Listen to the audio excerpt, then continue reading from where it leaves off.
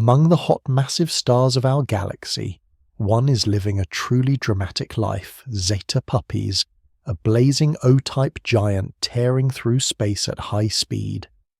Likely flung from its birthplace by a violent past, it races through the galaxy with powerful stellar winds and intense radiation, leaving astronomers searching for clues to its origin. Today we explore what makes this runaway star so remarkable. If you enjoy stories of extreme stars and their wild journeys, please like, subscribe and share, and tell us in the comments what would you ask about a runaway O-type star like this. Thank you for watching. Now let's begin. Zeta Puppis resides in a galaxy that astronomers classify as a barred spiral system, with a central concentration of stars and gas, a flat rotating disk, and a more diffuse stellar halo that extends far beyond the visible disk. The disk contains most of the stars, gas and dust in the Milky Way, and spans roughly 100,000 light-years in diameter, while its thickness is only a few thousand light-years, so most of the stellar mass is confined to a thin layer around the galactic midplane. Within this disk, star formation is not spread evenly, but is organized into spiral arms, which appear as large-scale regions where gas clouds, young stars, and ionized nebulae are more common than in the spaces between them. Several such arms can be traced using different observational tracers, including bright regions of ionized hydrogen, dense molecular clouds, and clusters of massive young stars. These tracers show that the Milky Way has at least a few major spiral arms and additional segments such as the local arm that hosts the Sun, although the exact number, shape, and continuity of the arms remain an active topic of research. Mapping the spiral structure is difficult because observations are made from inside the disk, along lines of sight that pass through many layers of gas and stars, and distance estimates often rely on indirect methods such as stellar photometry, gas velocities, and trigonometric parallaxes of master sources. Studies of ionized hydrogen regions and high-mass star-forming complexes indicate that these arms are genuine large-scale features rather than mere chance alignments of gas clouds, and that they extend over many tens of thousands of light-years around the galaxy. The spiral arms are not solid objects but long-lived patterns in the gravitational potential of the disk, in which interstellar gas is compressed, cools and fragments into molecular clouds that can collapse to form new stars. Massive star formation is therefore closely linked to the spiral pattern, and surveys of young embedded high-mass stars and compact ionized regions show that their spatial distribution is strongly concentrated along the arms. These surveys reveal peaks in the number and luminosity of massive young sources at the galactocentric radii, where spiral arms are present, and a smaller density of such sources in the interarm regions, consistent with the picture that spiral arms are preferred sites of recent massive star formation. The thin disk also contains a population of older stars that are more smoothly distributed, but the most luminous O-type stars are almost exclusively associated with the arms because their lifetimes are short compared with the time required to drift far from their birthplaces. Massive O-type stars form in dense parts of giant molecular clouds, often in groups known as OB associations, and in young stellar clusters. OB associations are loose groups dominated by hot blue high-mass stars and are typically embedded in or near regions of ionized hydrogen that mark where ultraviolet radiation from the stars has ionized the surrounding gas. Because these stars live only a few million years, they remain close to the gas structures that gave rise to them, so the positions of OB associations and related ionized regions are effective traces of the current spiral structure of the galaxy. Observational work over several decades has used these traces to outline nearby spiral arm segments, with early studies identifying arm features in limited regions of the sky, and more recent compilations using larger samples of ionized regions, molecular clouds, and master sources to construct more complete maps. These maps generally support a picture in which 4 major spiral arms and additional segments or spurs organize much of the gas and young stars in the disk, although there is still discussion over the exact geometry, continuity, and relative prominence of individual arms. The spiral arms are also closely linked to the distribution of molecular gas, which makes up the cold, dense component of the interstellar medium where most new stars form. Large-scale surveys of carbon monoxide emission show concentrations of massive molecular clouds along the major arms and in some extended outer segments, reinforcing the idea that the arms are long-lasting patterns that regulate where much of the star formation occurs. On even larger scales, the disk is embedded in a more spheroidal stellar halo that contains old stars and globular clusters, and in a still larger halo of dark matter that dominates the overall mass of the galaxy. But these components contribute relatively little to the present-day massive star population. The central region of the galaxy contains a dense bulge and a strong bar of stars that extend a few thousand light-years from the center and help to drive gas inward and to organize the inner part of the spiral pattern. Outside this bar-dominated zone, the spiral arms extend through the outer disk, crossing the line of sight toward many southern constellations and providing the environment in which massive O-type stars are found. The Sun lies in the inner part of one such arm segment within the thin disk and at a galactocentric distance of a little less than 1/2 of the disk radius, and other massive stars occupy nearby regions of the same general spiral structure or neighboring arms. Zeta Puppis is one of these massive stars located in the outer disk within a spiral arm sector that contains a mixture of gas clouds, ionized regions, and other hot luminous stars. In this region, the gas density is higher than in the diffuse interarm surroundings, and there is an active cycle in which gas is gathered into clouds, forms stars, and is then stirred and ionized by the radiation and winds from those stars. The sky region known as Puppis is defined as one of the modern constellations in the southern hemisphere and lies along a bright stretch of the Milky Way, where the disk of the galaxy crosses the field of view. In astronomical usage, a constellation is a fixed area on the celestial sphere with officially adopted boundaries, and Puppis occupies an area of several hundred square degrees, placing it among the larger constellations. It forms part of a historical pattern that once belonged to a single much larger constellation called Argo Navis, which represented a ship in classical star lore, and was later divided into 3 modern constellations named Carina Vela and Puppis. In this division, the brightest stars received letter designations that still reflect the former unity of the figure, so the brightest star in Puppis does not carry the alpha designation, but instead is labelled with the Greek letter Zeta. That star is Zeta Puppis, also known by the traditional name Naos, which marks one of the prominent points in the modern outline of the constellation.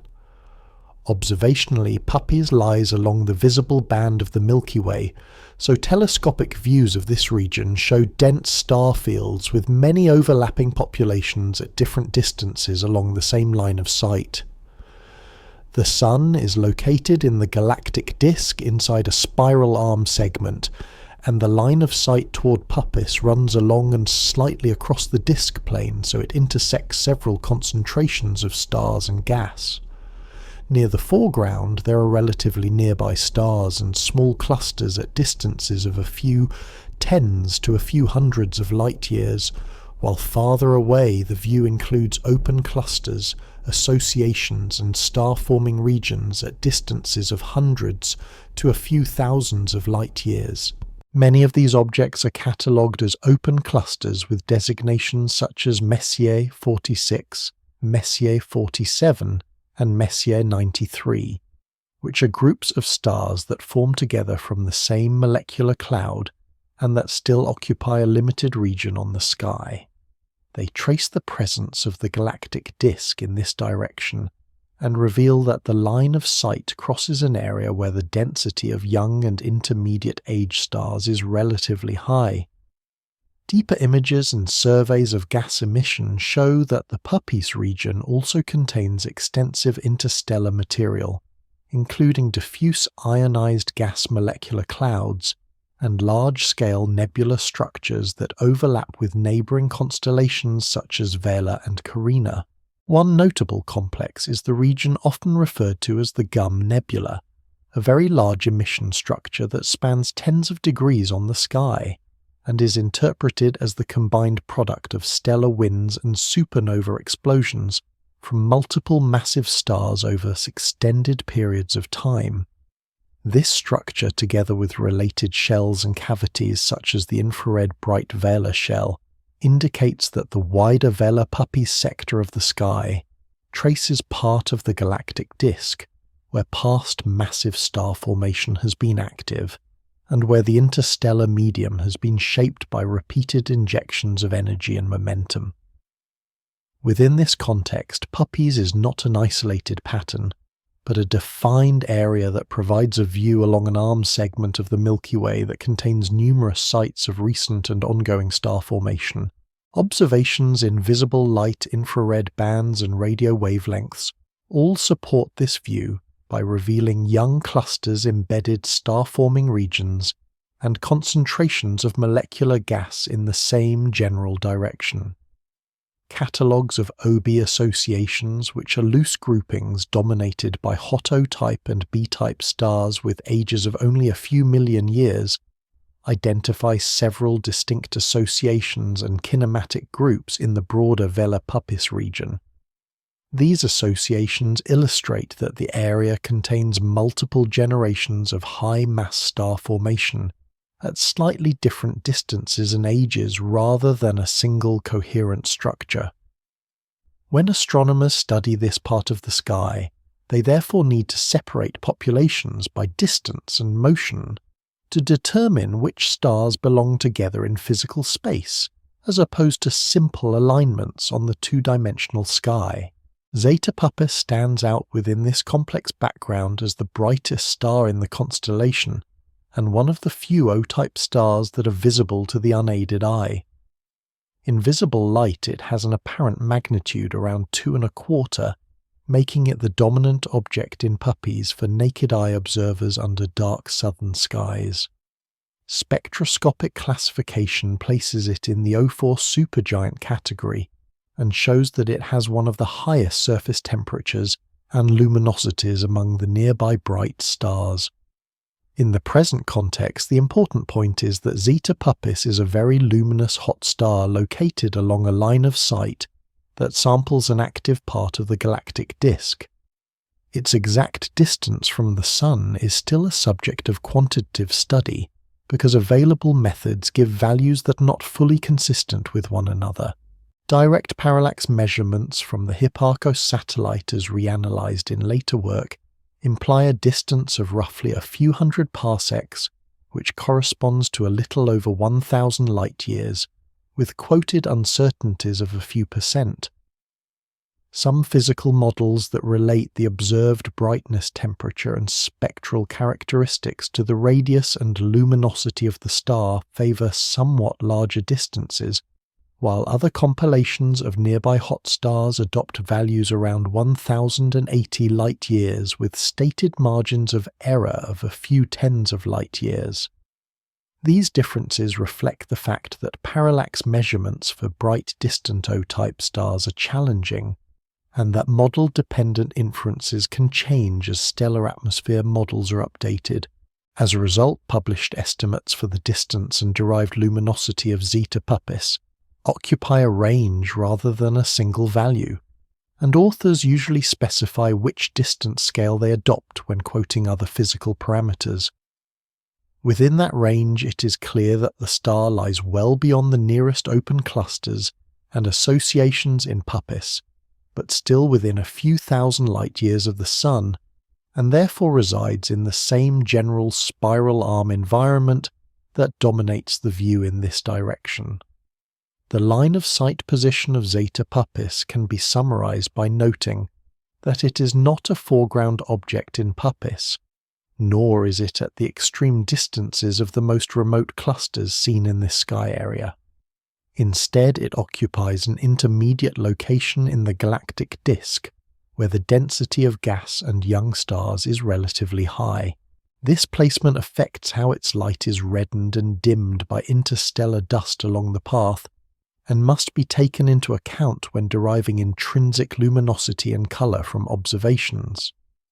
The surrounding stellar field contains other hot stars and clusters, but none match Zeta Puppis in apparent brightness, so it serves as the primary visual marker of the constellation and as a useful reference point when mapping the local segment of the spiral arm in this part of the Milky Way. Zeta Puppis is observed today as an isolated massive star in the field of the galactic disk, but its physical properties indicate that it must have formed in a dense star-forming environment, similar to those that are still present in the wider Vela Puppis region. Massive O-type stars require very large amounts of gas to assemble and collapse, and current models and observations show that they form in the densest parts of giant molecular clouds, usually in association with numerous lower mass stars. Such birthplaces are seen nearby as embedded clusters and as OB associations, where hot O-type and B-type stars dominate the light, and low-mass stars make up most of the stellar population. An OB association is an unbound or marginally bound group of young stars with ages of only a few million to a few tens of million years, which has expanded from its natal cloud, and now occupies an extended region that may span hundreds of light years. The most massive stars in these associations are of early spectral type, and have strong radiation fields and stellar winds, while the lower mass stars provide a numerically large but faint background population. In the Vela Puppis direction, surveys in visible infrared and radio bands reveal multiple such groupings, including the Vela OB2 association, the Vela molecular ridge complexes, Puppis R2, and Vela R2 reflection associations, and more distant groupings such as Vela OB1 that trace the Orion arm. The Vela molecular ridge is a large system of molecular clouds extending over many degrees on the sky, and it hosts numerous embedded star-forming sites that can be seen in carbon monoxide emission and in infrared point source catalogues. The Gum Nebula and related shells and bubbles indicate that episodes of massive star formation and supernova activity have occurred over extended periods, and that multiple generations of young stars now populate this sky sector. Radio and optical kinematic studies of the gas suggest that large-scale expansion motions are present consistent with energy input from stellar winds and supernova explosions in earlier generations of massive stars.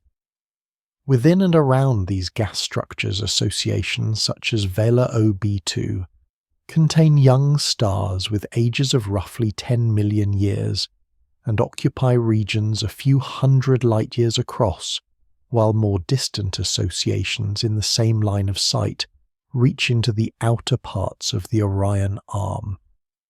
Observational catalogues of bright hot stars in this region identify several kinematic groups with similar distances and space motions, which are interpreted as the remnants of associations and clusters that have begun to disperse.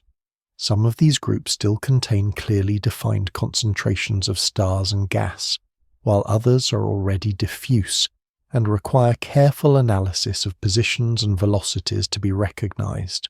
The spatial overlap of several associations and gas complexes along the same line of sight makes it difficult to assign individual hot stars to particular birthplaces without detailed kinematic modeling. In this environment, Zeta Puppis is one of the most luminous and massive stars yet. Its current motion and position do not match those of any single nearby cluster or association, in a straightforward way.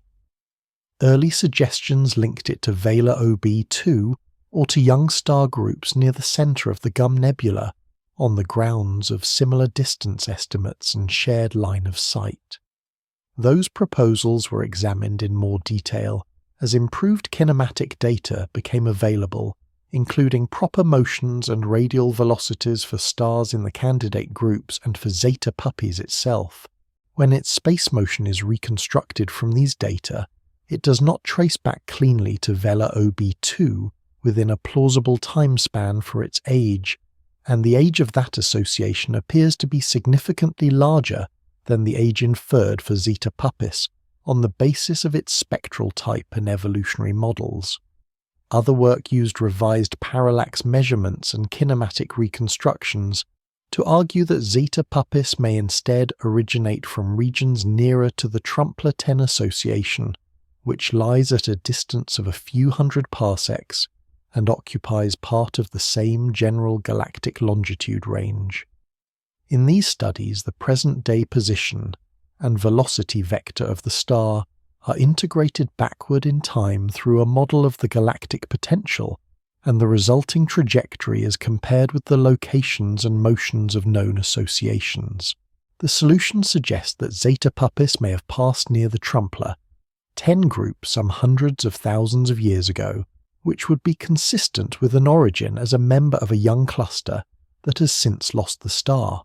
However, the inferred age of Trumpler 10 and its stellar content raise questions about whether it is young and massive enough to have produced a star with the present properties of Zeta Puppis, and the uncertainties in both the parallax and the space motion propagate into the reconstructed path. As a result, the identification of a single specific birth association remains model-dependent.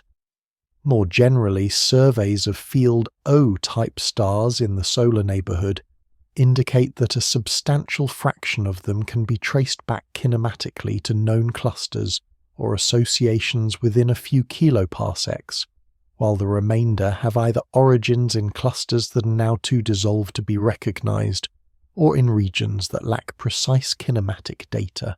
Zeta Puppis is often regarded as a key example of a massive field star whose origin can be investigated with this method, yet it also illustrates the limitations that arise when distances, velocities and cluster ages all carry non-negligible uncertainties. At present, it is treated as a massive O-type star with a high peculiar velocity, whose birth most likely occurred in a young environment within the same general segment of the Orion Arm that now hosts the Vela and Puppis associations, but without consensus on a single parent group. In that sense, the local stellar neighbourhood of Zeta Puppis contains both the possible remnants of its birth environment and numerous unrelated young stars that share only a similar line of sight and broad galactic context. The designation of Zeta Puppis as a runaway star is based on its measured motion relative to the surrounding stellar population and to models of galactic rotation. In stellar kinematics, a runaway star is defined as one that moves with an unusually large space velocity compared with typical stars in the galactic disk, often with a peculiar velocity of more than about 30 kilometers per second relative to the local standard of rest.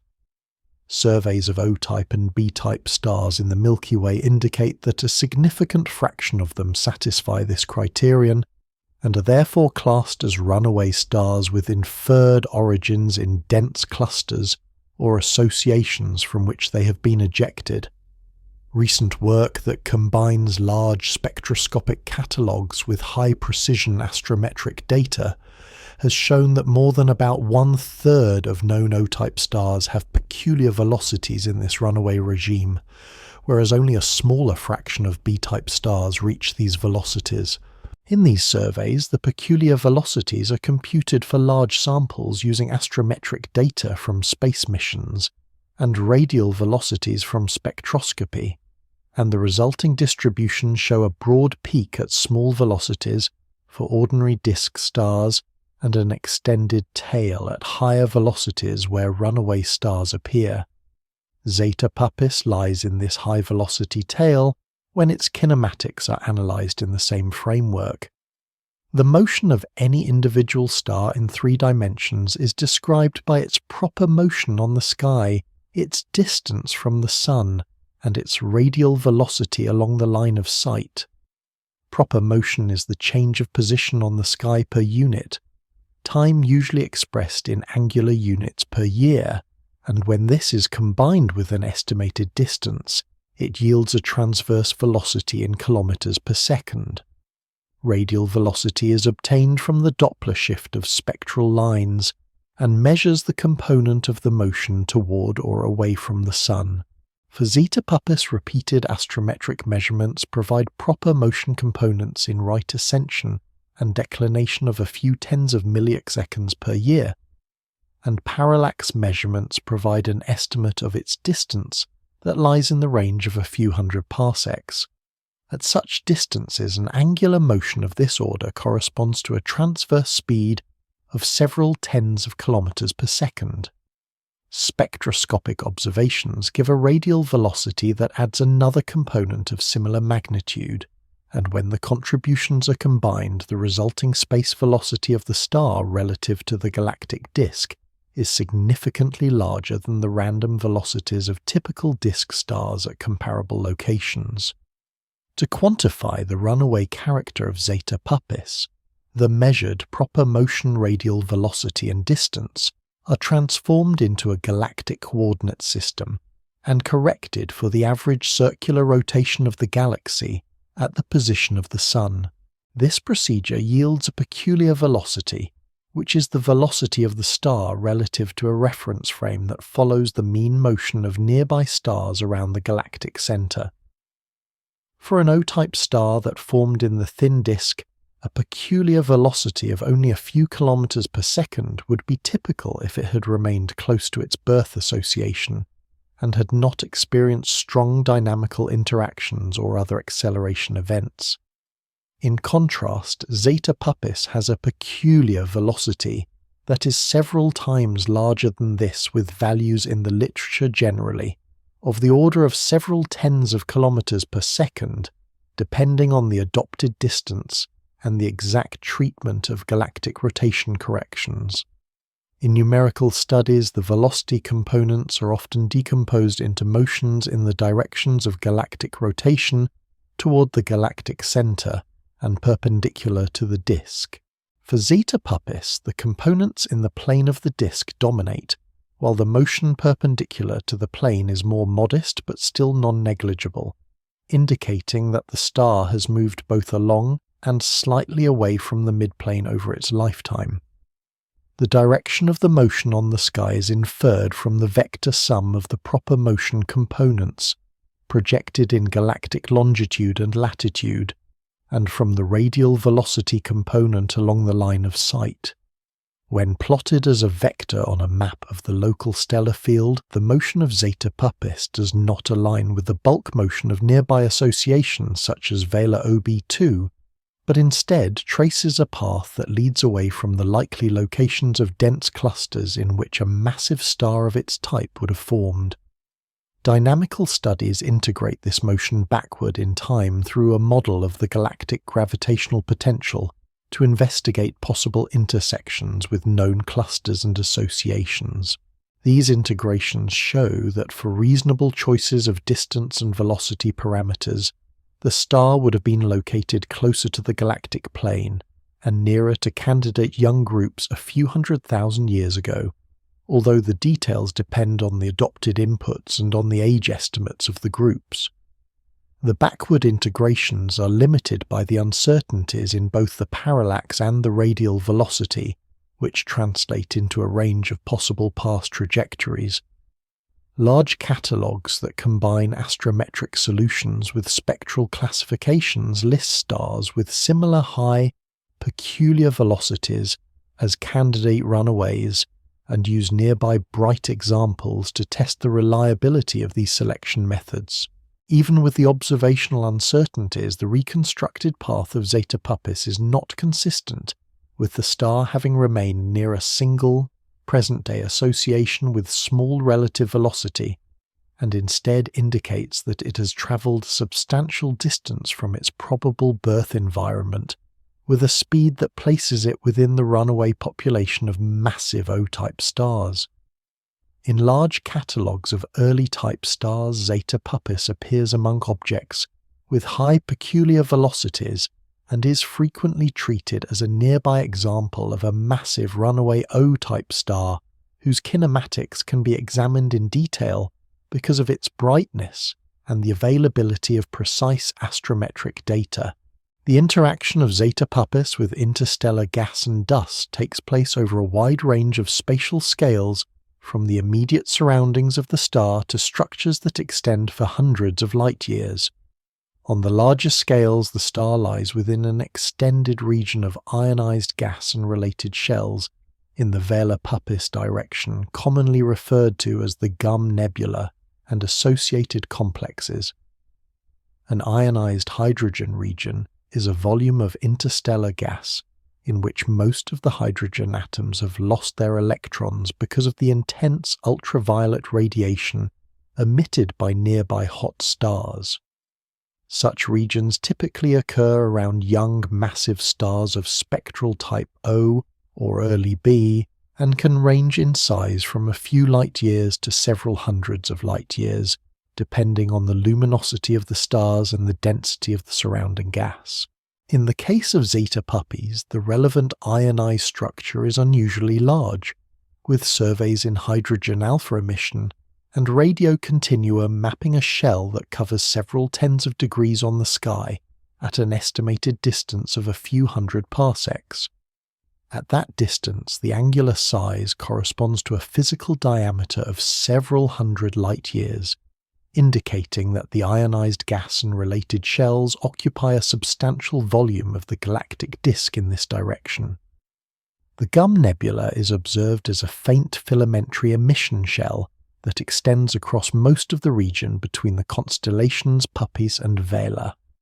Early interpretations proposed that it is an old supernova remnant whose expanding shell has slowed and cooled over a timescale of about 1 million years, while later work has discussed the possibility that it represents a large ionized hydrogen region, a wind-driven bubble, or a combined structure influenced by multiple energy sources. Detailed studies of its kinematics, radiopolarization, and emission measure show that the nebula can be modelled as a nearly spherical shell of ionized gas with a radius of a few hundred parsecs, a thickness of a few tens of parsecs, and an electron density of order 1 particle per cubic centimetre. The compression of gas in the shell relative to the ambient medium appears moderate, which tends to favour an interpretation in which sustained photoionization and stellar winds maintain the structure rather than a rapidly expanding shock front alone. Within this shell, several massive stars and associations act as internal energy sources. Among these, Zeta Puppis and the bright Wolf-Rayet and O-star system Gamma Velorum are especially important because of their high ultraviolet luminosities and strong line-driven winds. The positions of these stars on the sky and their estimated distances place them within or near the interior of the Gum Nebula shell. Observational analyses of the nebula and of the diffuse ionized gas in the galactic disk identify these stars as major contributors to the ionization and heating of the gas in this region, although past supernova explosions have also left imprints in the form of supernova remnants and hot gas that overlap the same line of sight. The Vela supernova remnant and related structures, for example, appear projected within the boundaries of the Gum Nebula, but lie at somewhat different distances, complicating the separation of individual components. In addition to photoionization, the mechanical action of the stellar wind from Zeta Puppis interacts with the surrounding medium. This star has a mass loss rate of roughly 1/1,000,000th of a solar mass per year and a terminal wind speed of about 2,500 kilometers per second. So the kinetic energy carried by the wind over its lifetime is substantial. As the supersonic wind expands away from the star, it sweeps up and compresses the ambient interstellar gas into a shell, while the wind itself is decelerated and heated at an internal shock where its ram pressure balances the pressure of the surrounding medium. The resulting configuration consists of a freely expanding inner wind region, a hot low-density bubble of shocked wind, and an outer shell of swept-up interstellar gas that may be partly ionized by stellar ultraviolet radiation. In a static environment, this configuration would tend toward approximate spherical symmetry around the star, but the motion of Zeta Puppis through the interstellar medium introduces an additional asymmetry. Because the star moves at a speed that is large compared with typical sound speeds in the warm interstellar gas, the flow around it is in the supersonic regime. Under such conditions, the inner wind shock and the boundary of the wind bubble are expected to be displaced toward the direction of motion, while the ionized gas and dust in the outer parts are compressed into a denser arc or layer upstream and are more diffuse downstream. Observations of other runaway O-type stars confirm that such wind bow shocks and cometary ionized regions are common, and theoretical models describe how the shape and size of the structures depend on the wind parameters, the space velocity of the star, and the density of the ambient medium. For Zeta Puppis, separating the specific bubble or bow shock features associated with the star from the broader gum nebula emission is challenging because multiple shells and filaments overlap along the same lines of sight.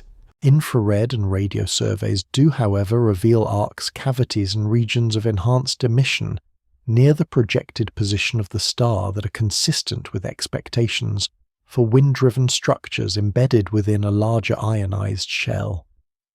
Small dense clouds and cometary globules located within the gum nebula show illuminated edges and tails that point away from the directions of the dominant hot stars, including Zeta Puppis, indicating that the radiation field and possibly the stellar winds are eroding and shaping these clumps.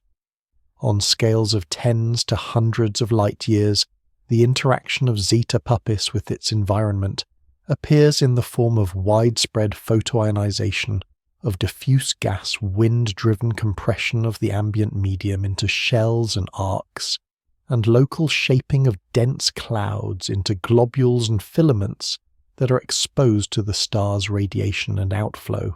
These processes act together with the radiation and winds from other hot stars, and with the remnants of past supernova explosions in the same region, and over long times they produce the complex mixture of shells, filaments, and globules that is detected in emission and absorption toward the Vela Puppis direction.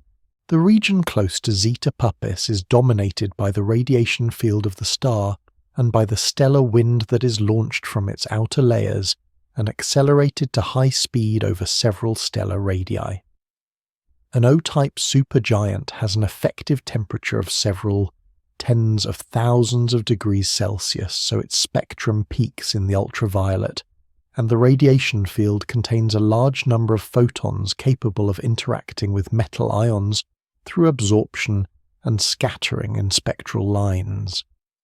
In the standard theory of radiation-driven winds from hot stars, these line interactions transfer momentum from the radiation field to the ions, which then share this momentum with the bulk gas through Coulomb collisions. The result is an outward force that exceeds gravity in the outer atmosphere and accelerates the gas from subsonic speeds near the photosphere to supersonic speeds farther out.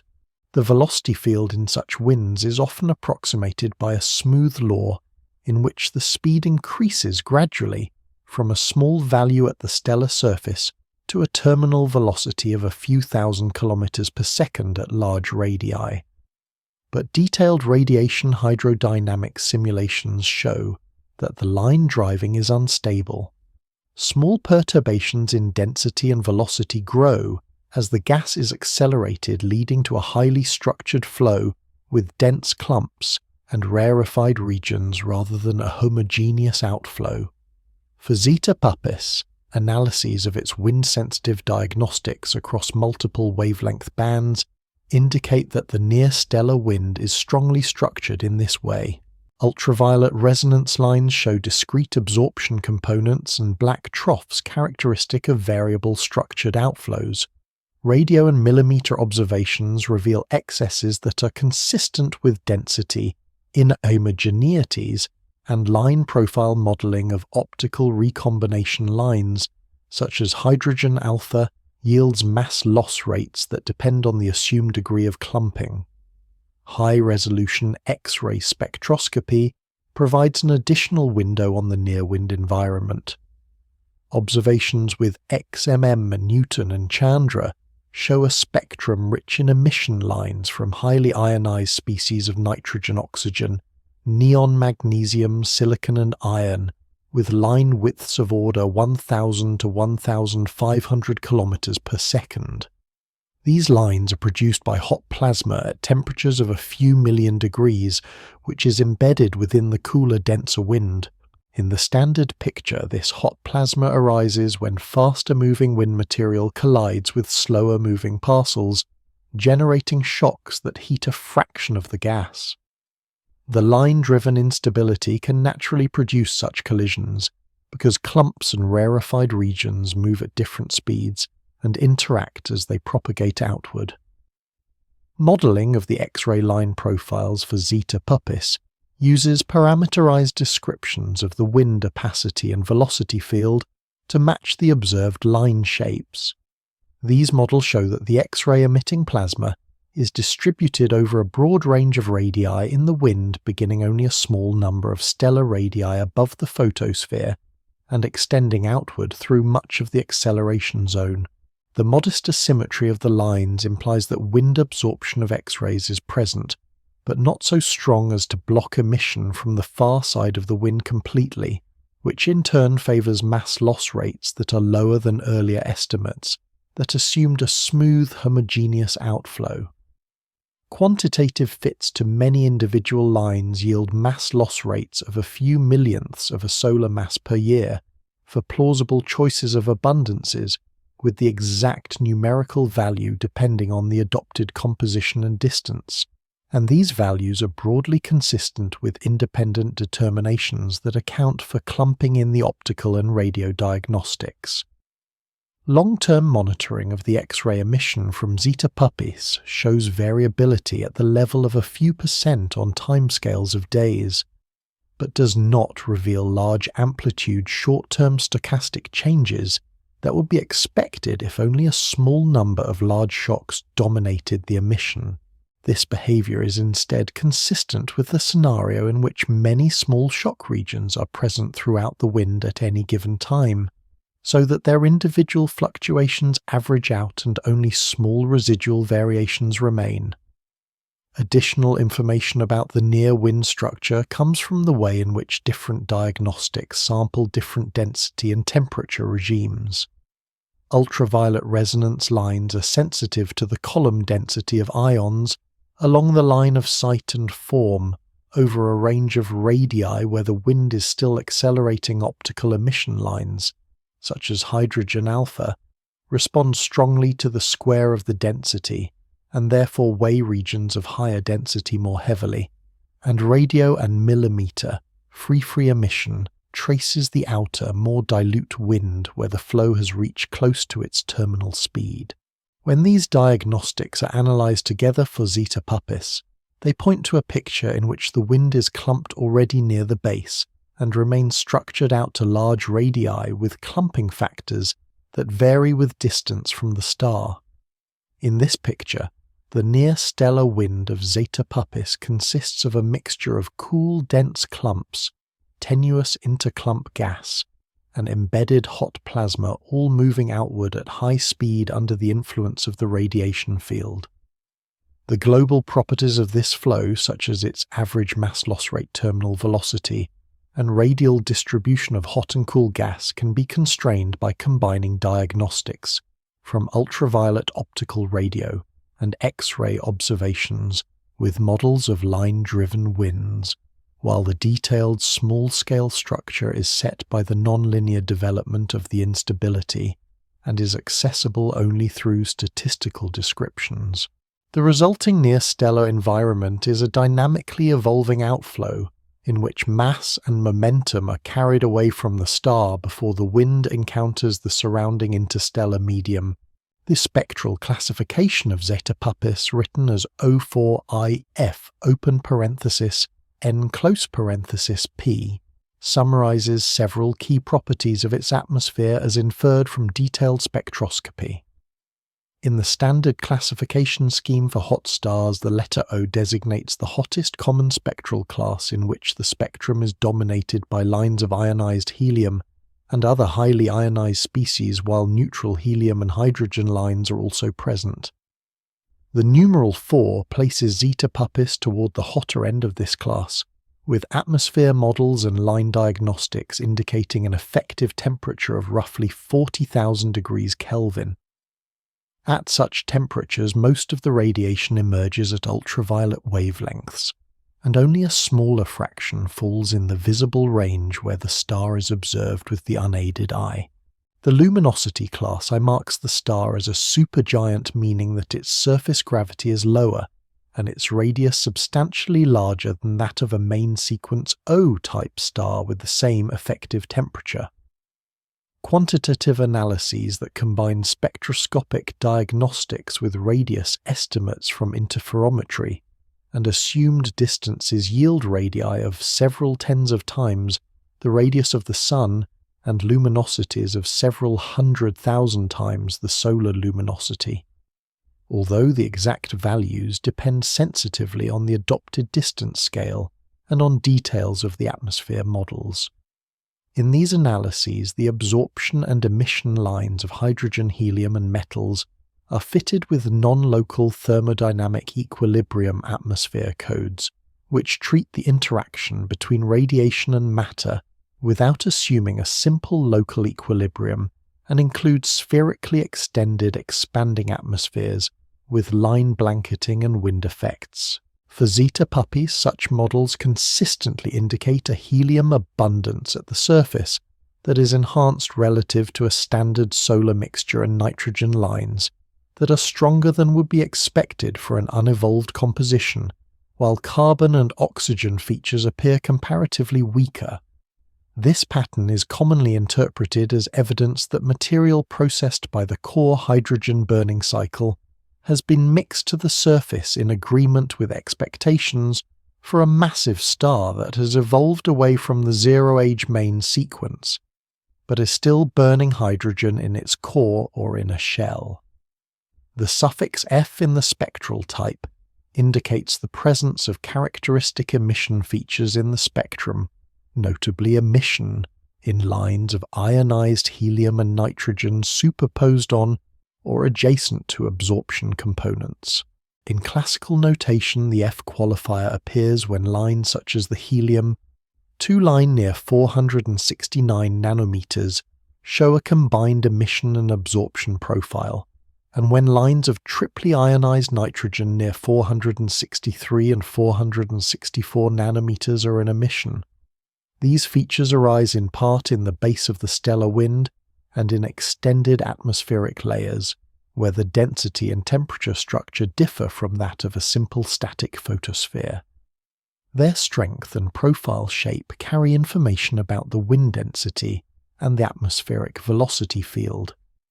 In Zeta Puppis, the F characteristics are strong, consistent with its status as a luminous star with a dense line-driven wind. The notation open parenthesis N close parenthesis denotes that the absorption lines are broadened to an unusual degree described historically as nebulous. In modern terms, this broadening is attributed primarily to rapid rotation. Measurements of the projected equatorial rotational velocity from line widths yield values of more than 200 km per second, indicating that the star completes a rotation in a few days or less, depending on the inclination of its rotation axis to the line of sight. Time series photometry and spectroscopy reveal a recurrent period of about 1 3/4 days in the light curve and in line profile variations, which is interpreted as the rotation period of the star. In this picture, large-scale surface structures or wind-rooted features rotate with the star and modulate the observed flux and line profiles as they move across the visible hemisphere. The rotational broadening is superposed on other sources of line profile structure, such as macro-turbulent motions and velocity fields in the wind base. But the overall effect is a spectrum in which individual absorption lines are significantly wider than in slowly rotating stars of similar type. The final letter P marks the spectrum as peculiar in some respect that does not fit neatly into the standard classification criteria. In the case of Zeta Puppis, the combination of strong emission features, very broad absorption lines, and rapid rotation is unusual for an evolved O-type supergiant, since mass loss and internal evolution are generally expected to remove angular momentum and produce slower rotation in such stars. Only a small number of galactic stars are currently classified with this particular combination of qualifiers, and the group is sometimes referred to as the ONF P class. Detailed studies of Zeta Puppis therefore examine how its rotation wind properties and surface abundances differ from those of more typical O supergiants. The atmosphere and wind parameters of Zeta Puppis are constrained not only by visible spectra, but also by ultraviolet, infrared, radio, and X-ray data.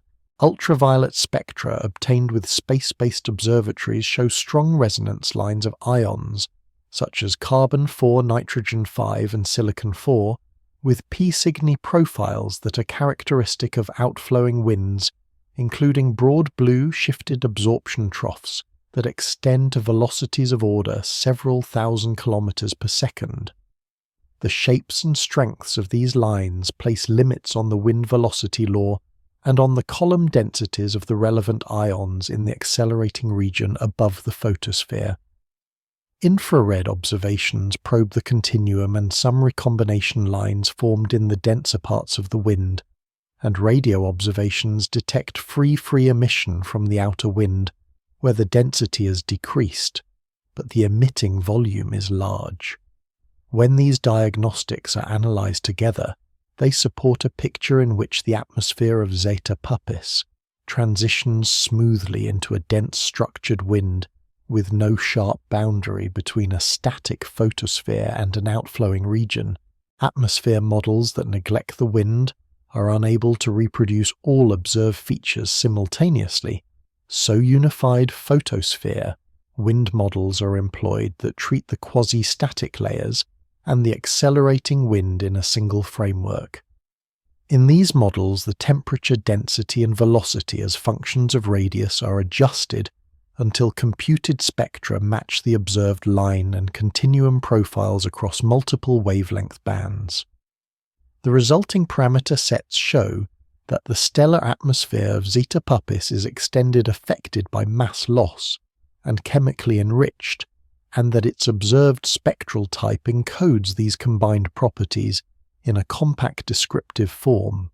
Small variations in the observed brightness and spectral line profiles of Zeta Puppis provide information about structures on and just above the stellar surface. Photometric campaigns using space-based instruments designed for high-precision monitoring of bright stars show that the light curve of Zeta Puppis is not strictly constant, but varies at the level of a few thousandths of a magnitude. Time series photometry from instruments such as the Solar Mass Ejection Imager and the BRIT nanosatellite constellation reveals a persistent periodic signal with a period of about 1 3/4 days. After careful removal of instrumental effects and long-term trends, this signal appears as a nearly sinusoidal modulation in the light curve with an amplitude of only a few parts in 1,000. The stability of the period over many cycles and its agreement with independent estimates of the stellar rotational velocity and radius support the interpretation that the period corresponds to the rotation of the star. The light modulation is then understood as the result of surface inhomogeneities, such as brighter or darker regions that co-rotate with the star and change their projected visibility as the star spins.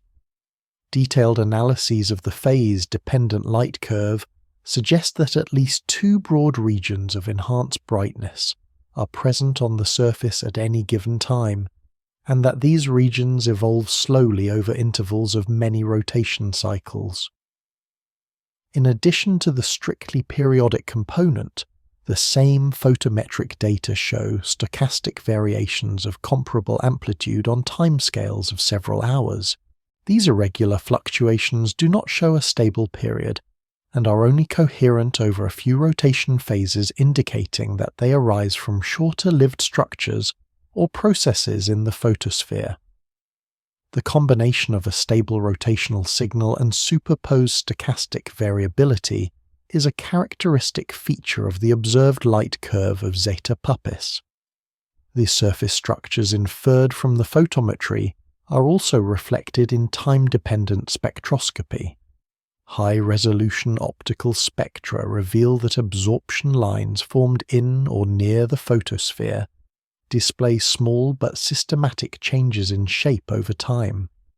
When series of such spectra are displayed as a function of time or rotational phase, narrow bumps and dips can be seen migrating across the broadened line profiles from blue to red or vice versa.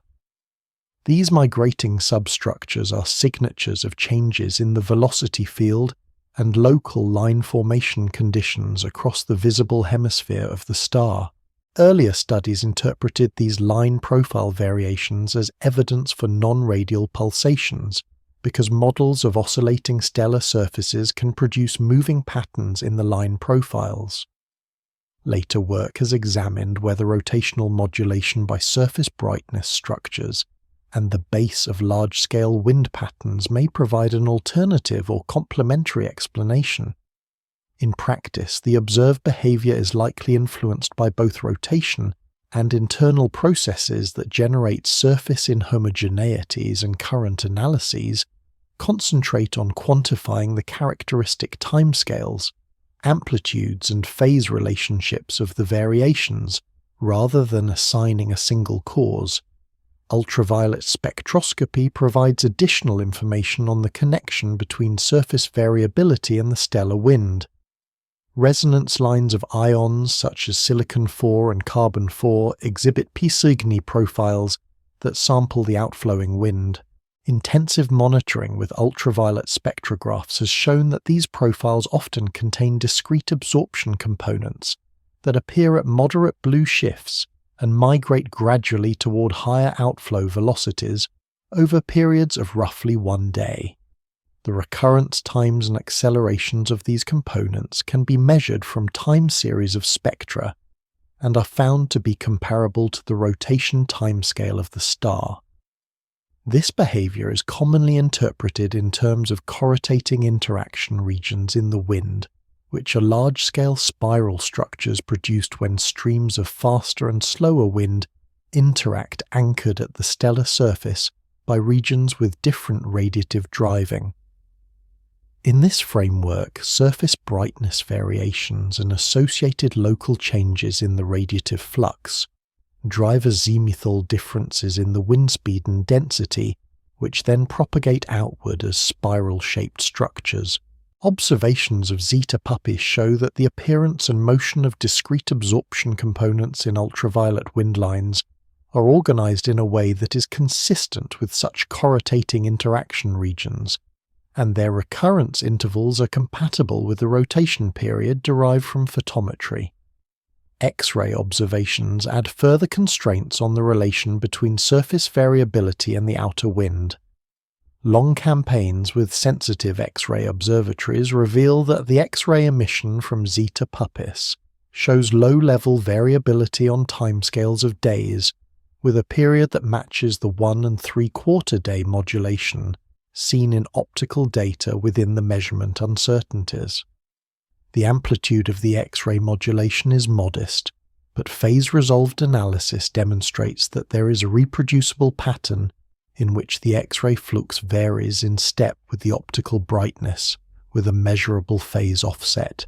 This correlation indicates that the processes responsible for the surface structures and the large-scale wind patterns also influence the distribution of hot-shocked plasma in the outer wind where the X-rays are produced.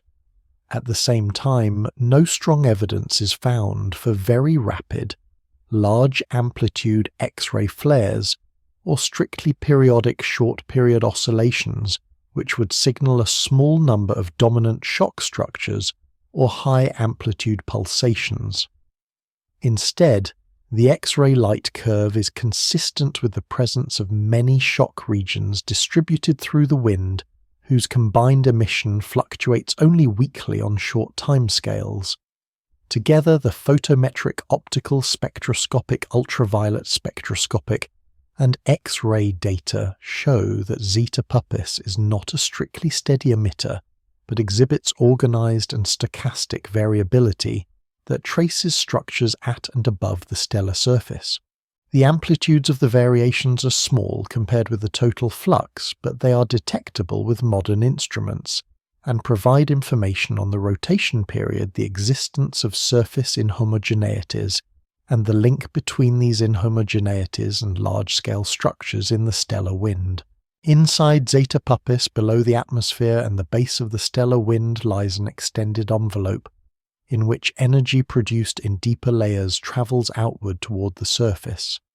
In general models of massive stars, the internal structure is separated conceptually into a core where nuclear reactions generate energy, an envelope which carries that energy toward the surface, and an atmosphere where radiation finally escapes. For stars with masses much greater than that of the Sun, such as early O-type stars, calculations of stellar structure show that the core is convective while the envelope is predominantly radiative. In a convective region, rising and sinking motions of gas transport energy, whereas in a radiative region, most of the transport is handled by photons that diffuse outward through the material. The division between these modes of transport is set by the local temperature gradient, opacity, and density. In massive stars, the central temperature and density are high, and the dominant fusion process, the carbon-nitrogen-oxygen cycle, has an energy generation rate that is extremely sensitive to temperature.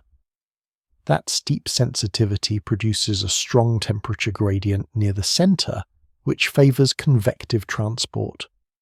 Outside this region, the temperature gradient is shallower, and the high degree of ionization makes the gas relatively transparent to radiation, so radiative diffusion dominates, and a radiative envelope is established. Detailed calculations for massive main sequence and evolved O-type stars show that the radiative envelope occupies most of the stellar radius, extending from the outer edge of the convective core to the base of the atmosphere.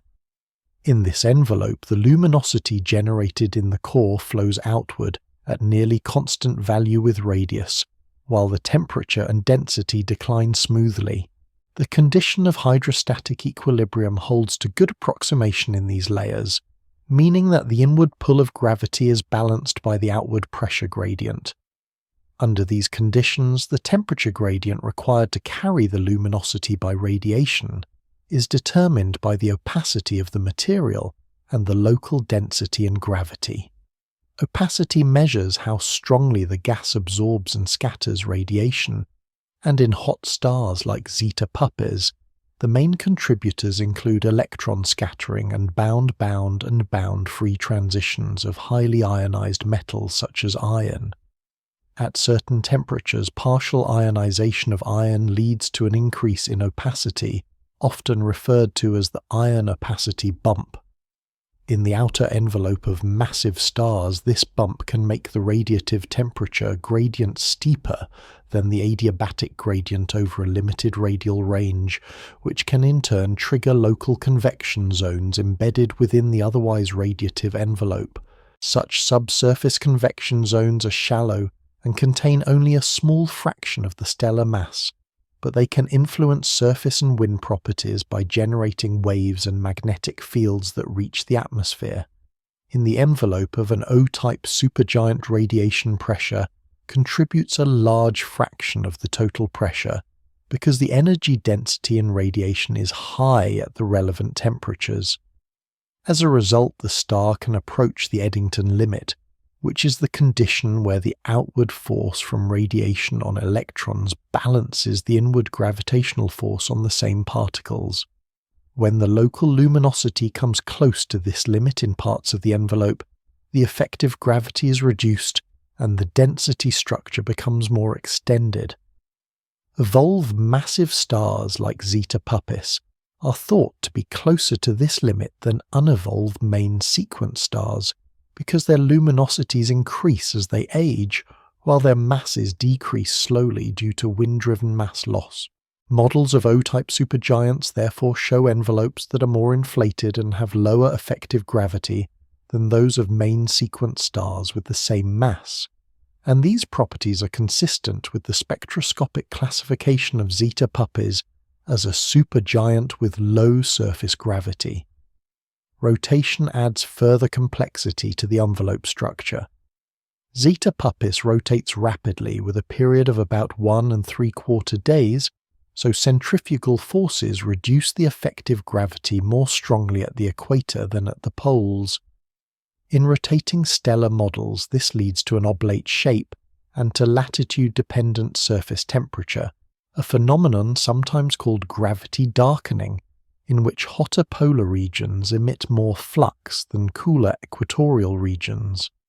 In the deep envelope where pressure and density are high, rotation can also modify the shape and size of the convective core and influence mixing processes that transport chemical elements outward. One-dimensional stellar evolution codes incorporate rotation through additional terms that approximate these transport processes, but they cannot represent fully the three-dimensional flows that occur in reality. For Zeta Puppis, the combination of high mass, high luminosity and rapid rotation implies that its envelope structure departs from the simplest non-rotating, purely radiative models, although the broad picture of a radiative envelope with possible thin convective zones remains applicable. The envelope is also the region through which waves generated at the boundary of the convective core and in subsurface convection zones propagate. Numerical simulations and astroseismic studies of massive stars indicate that internal gravity waves can carry angular momentum and energy from the core outward into the envelope, potentially affecting rotation profiles and contributing to surface variability. Direct seismic constraints for Zeta Puppis are limited, but the presence of small stochastic variations in its light curve on timescales of hours is compatible with the idea that waves from the interior perturb the photosphere. In standard stellar structure models, the outer boundary of the envelope is defined at the depth where the diffusion approximation for radiative transfer begins to break down, and non-local radiative effects become important. Above this depth, the atmosphere models used to interpret the spectrum of Zeta Puppis connect the internal structure calculations to the observed surface properties.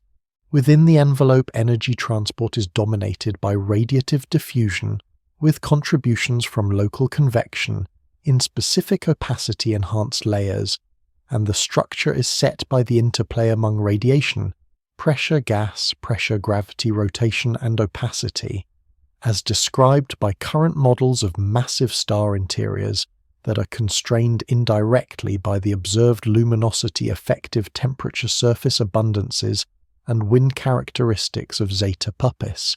Deep inside Zeta Puppis, the main region where energy is produced is a central core in which hydrogen fusion takes place under extreme conditions of temperature and density.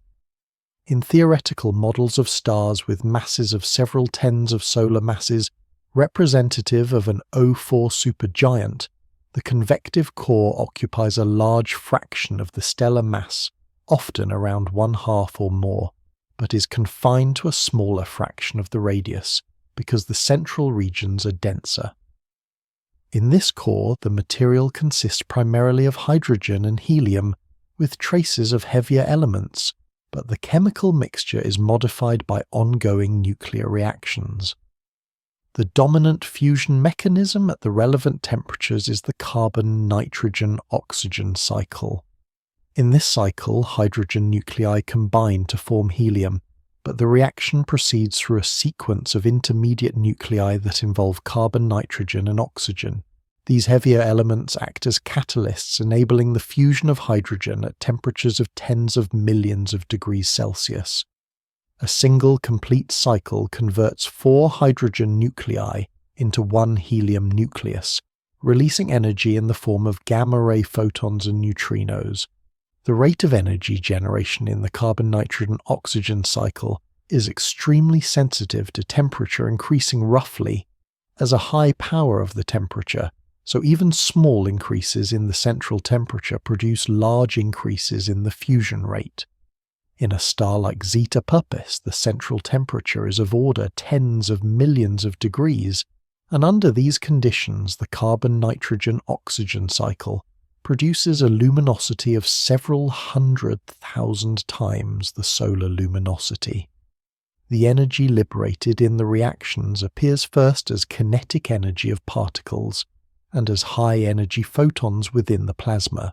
Neutrinos escape almost immediately because they interact only weakly with matter, carrying away a small fraction of the total energy, while the photons are trapped and repeatedly absorbed and re-emitted, contributing to the radiation pressure that supports the core against gravity. The strong temperature sensitivity of the carbon-nitrogen-oxygen cycle has important consequences for the structure of the core. If a small region near the center becomes slightly hotter than its surroundings, the fusion rate increases rapidly, there raising the local energy output and pressure and driving expansion, which then cools the region back toward equilibrium. If a region becomes slightly cooler, the reaction rate drops, and the reduced pressure allows gravity to compress the material heating it again. These feedbacks make the core unstable to the development of convection, because rising hot gas and sinking cooler gas efficiently smooth out temperature differences. As a result, the core of a massive O-type star is convective with large-scale motions transporting energy and mixing chemical elements. In a convective core, material from different locations is continually exchanged so that the composition remains relatively homogeneous over the region where convection operates. This mixing has the effect of bringing fresh hydrogen from outer parts of the core inward and carrying helium and carbon-nitrogen-oxygen processed material outward within the convective region.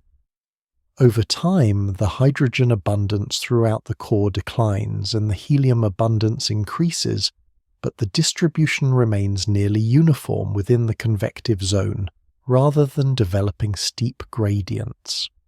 At the boundary of the convective core, the energy transport mode changes from convective motions to radiative diffusion.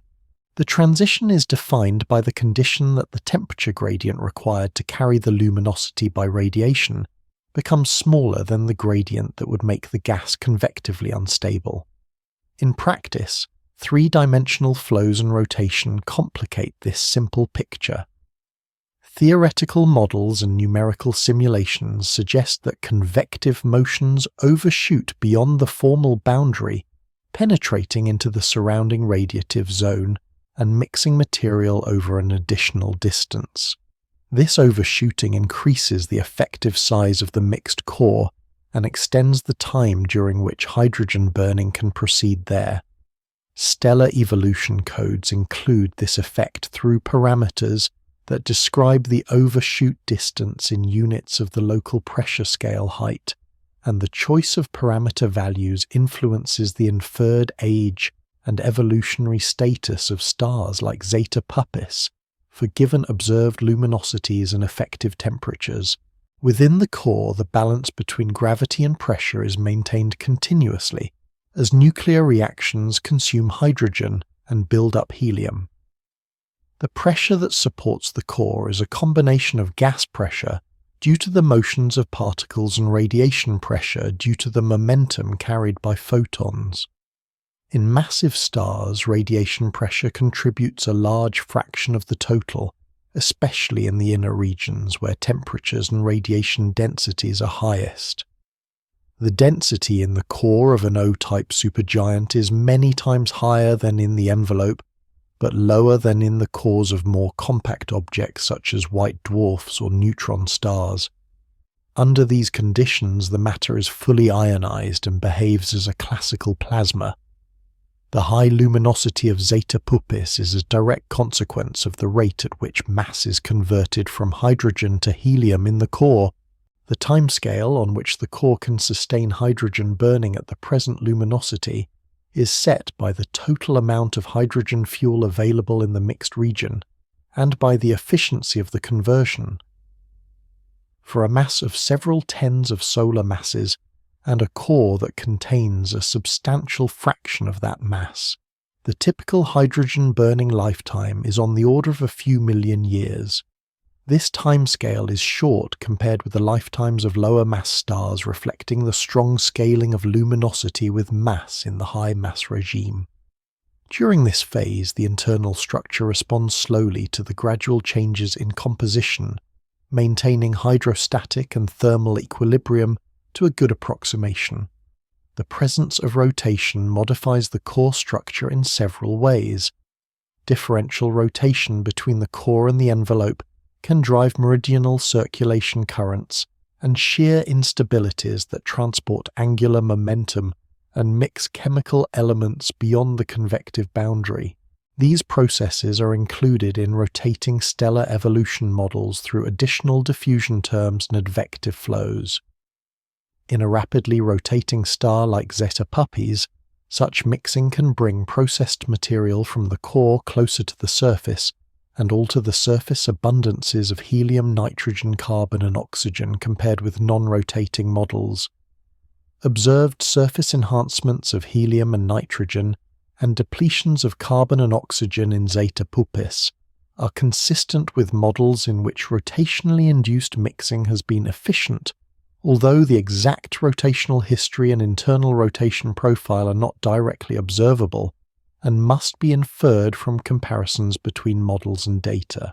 Modern determinations of the mass rotation and internal structure of Zeta Puppis combine several kinds of observation with stellar atmosphere and evolution models.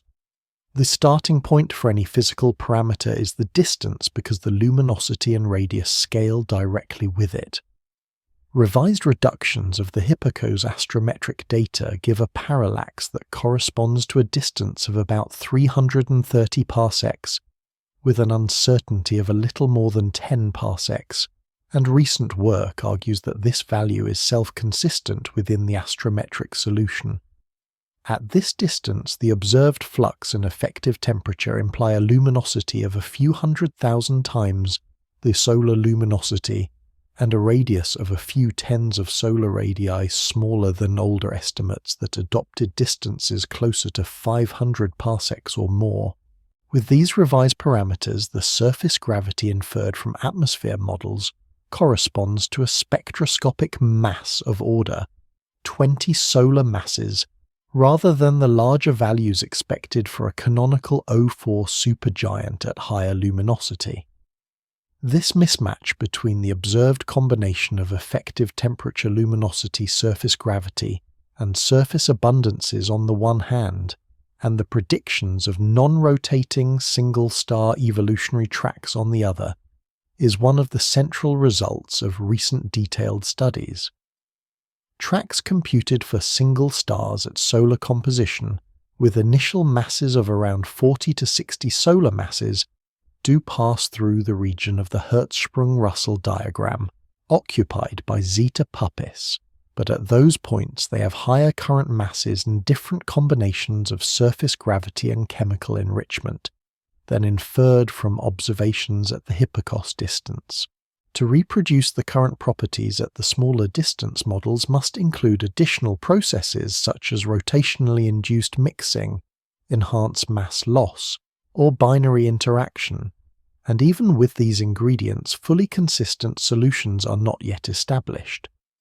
To connect the surface properties to an internal mass estimate, analyses use atmosphere models that fit the observed line profiles and spectral energy distribution to derive effective temperature, gravity, radius, and chemical composition. From the gravity and radius, a spectroscopic mass follows through the equation of hydrostatic support, while the radius and effective temperature yield the luminosity. Independent constraints on radius come from interferometric angular diameter measurements, combined with the distance, and these values agree within uncertainties with the spectroscopic determinations. Once the observed position of Zeta Puppis in the luminosity effective temperature plane is fixed, evolutionary tracks provide a corresponding mass and age which can be compared to the spectroscopic mass. For Zeta Puppis, the evolutionary mass derived from single star tracks at solar composition and modest rotation tends to exceed the spectroscopic mass, giving rise to a mass discrepancy. Similar discrepancies have been documented for other massive stars, but the effect is pronounced in this case because the distance is relatively well constrained, and the star is bright enough for high-quality spectroscopy and interferometry. The rotation of Zeta Puppis enters the modelling in several ways. The projected equatorial rotational velocity measured from line broadening is greater than 200 km per second, and the photometric period of about 1 3/4 days, if interpreted as the rotation period, implies a low inclination angle between the rotation axis and the line of sight. Under this assumption, the true equatorial velocity is several hundred kilometers per second, a significant fraction of the critical breakup speed at which centrifugal forces at the equator would balance gravity. The rapid rotation affects the structure by flattening the star-reducing effective gravity near the equator and altering the internal distribution of angular momentum. Stellar evolution codes with rotation include these effects in an averaged way by coupling the transport of angular momentum and chemical elements to rotationally driven flows and instabilities. For initial rotation rates of this order, models predict more efficient mixing between the core and the envelope, leading to earlier and stronger surface enrichment in helium and nitrogen, and potentially modifying the star's path in the Hertzsprung-Russell diagram. When such models are compared with the observed surface abundances and luminosity of Zeta Puppis, they still tend to require larger masses than implied by the spectroscopic gravity, unless the distance is taken to be significantly larger than the revised Hipparcos value. This tension has led several authors to consider evolution in a close binary system as an alternative. In binary scenarios, interaction through mass transfer and merger can produce a star that is more rapidly rotating, more chemically mixed, and less massive than a single star of the same luminosity, and such histories are capable in principle of generating objects with properties similar to those of Zeta Puppis. Binary evolution calculations that track mass transfer, angular momentum exchange, and supernova ejection of one component have been used to generate models that resemble a rapidly rotating runaway O-type supergiant. In these models, the present-day star is the merger product or mass gainer, which has been rejuvenated by fresh hydrogen, mixed into the core but has lost a significant fraction of its original mass. From the observational side, the lack of detected radial velocity shifts and the absence of clear signatures of a luminous companion support the view that Zeta Puppis is now effectively single, but do not exclude an earlier phase of binary interaction, followed by merger or supernova disruption. Current interior models for Zeta Puppis therefore use the same physical ingredients as for other massive O-type stars such as convective cores, radiative envelopes with possible thin convection zones, mass loss through line-driven winds and rotational mixing, but must also allow for the possibility that the star has followed a non-standard evolutionary path involving binary interaction.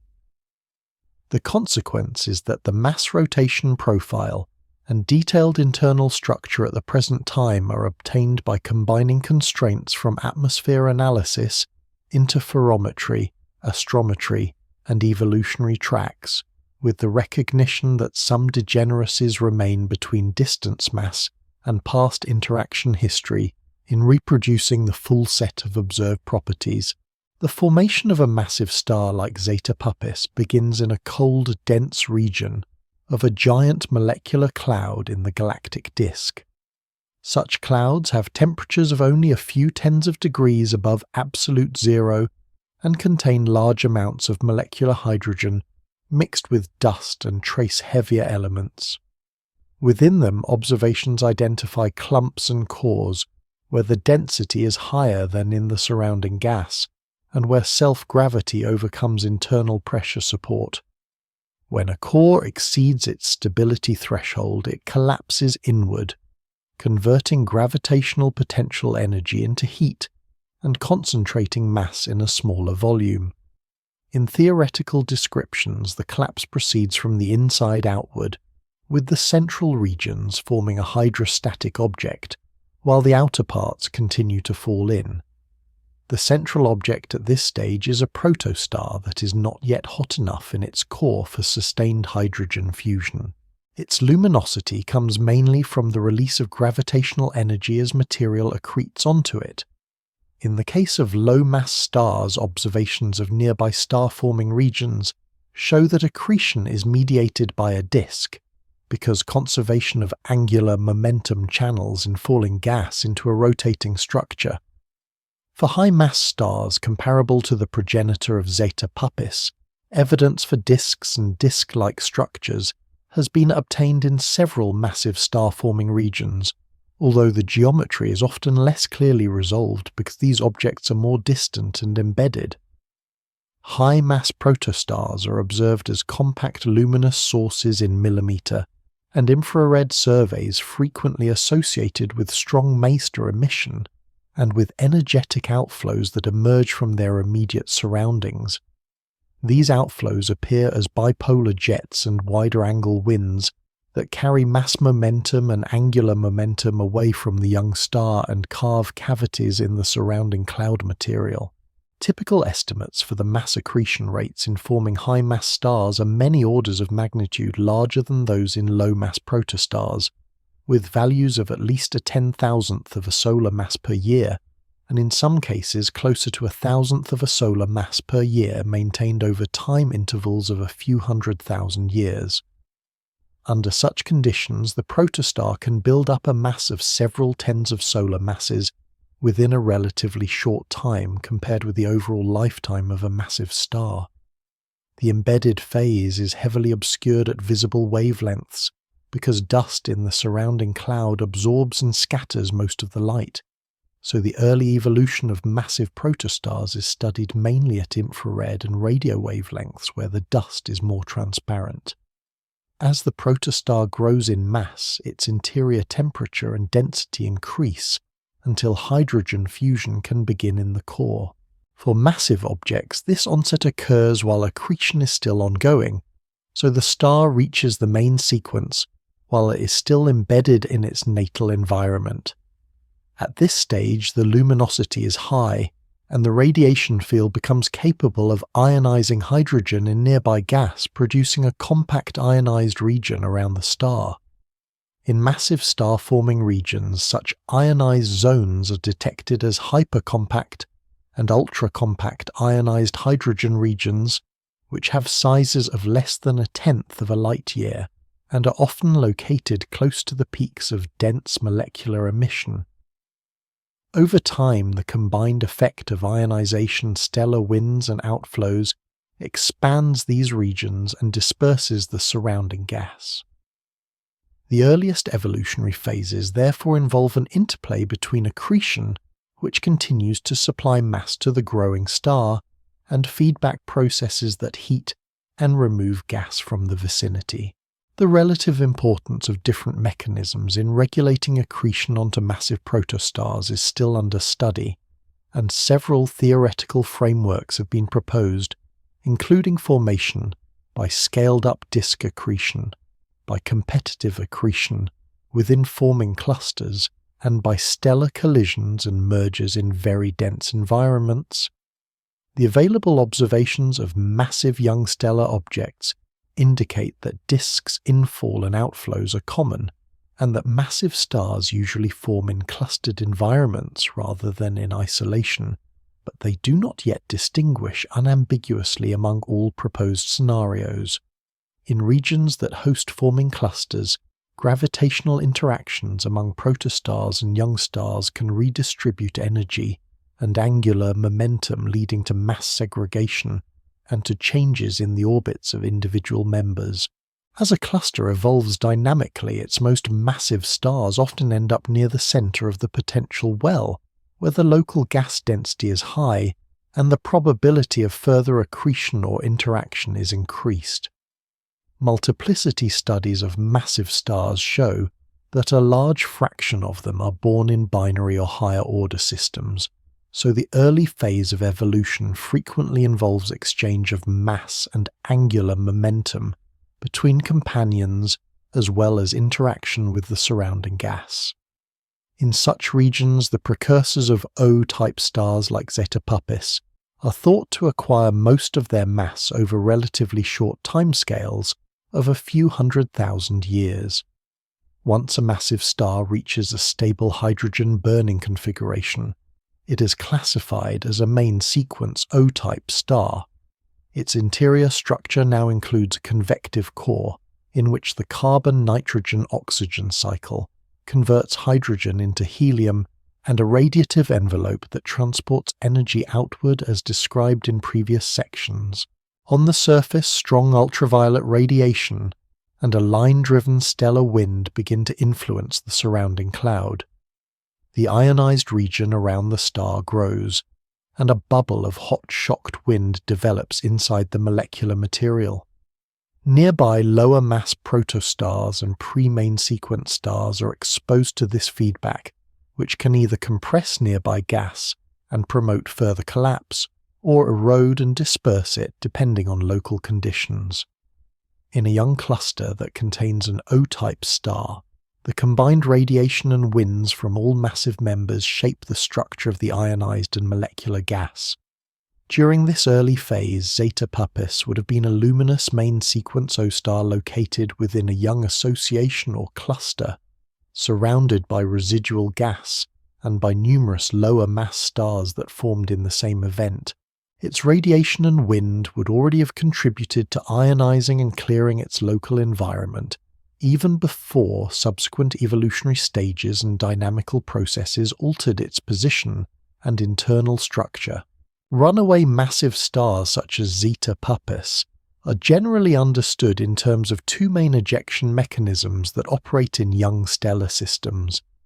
In the binary supernova scenario, also called the Blau mechanism, a massive star forms in a close binary with another massive companion. While both stars are still young, they evolve at different rates because of their different masses. The more massive component expands first, may transfer mass to the companion, and eventually undergoes core collapse as a supernova. During this evolution, the companion can accrete mass and angular momentum from the primary, become more massive and more rapidly rotating, and display surface chemical abundances that show products of nuclear processing from the interior of the donor. When the primary star explodes, the sudden loss of mass from the system and any additional natal kick imparted to the compact remnant alter the orbital dynamics. If the mass loss and kick are large enough, the binary becomes unbound, and the companion departs on a nearly straight trajectory with a space velocity comparable to its former orbital speed. In population studies of massive binaries, this process produces a class of runaway stars whose velocities and trajectories can be related statistically to the properties of their progenitor binaries. The presence of high rotation rates and surface chemical enrichment in some runaways agrees with expectations from phases of prior mass transfer. In the dynamical ejection scenario, the origin lies in gravitational encounters among multiple stars in a dense cluster. When three or more stars interact in a close configuration, conservation of energy and momentum can lead to the ejection of one or more stars at velocities comparable to the orbital speeds in the system.